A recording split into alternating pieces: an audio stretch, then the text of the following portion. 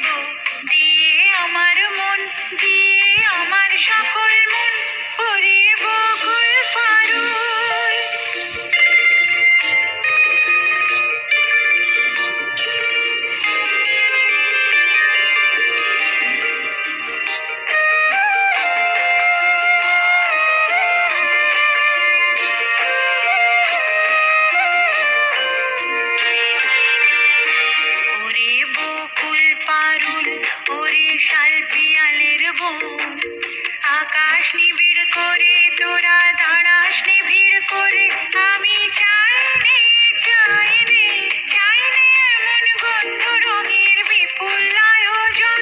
আমি চাইনে অকুল অবকাশে যেথায় স্বপ্ন কমল ভাসে এমন আমারে একটি আমার গগন জোড়া কোন, আমার একটি অসীম কোন যেথায় আমার ফাগুন ভরে দেব দিয়ে আমার মন দিয়ে আমার সকল মন ওরে বকুল পারুল ওরে শাল পিয়ালের বন।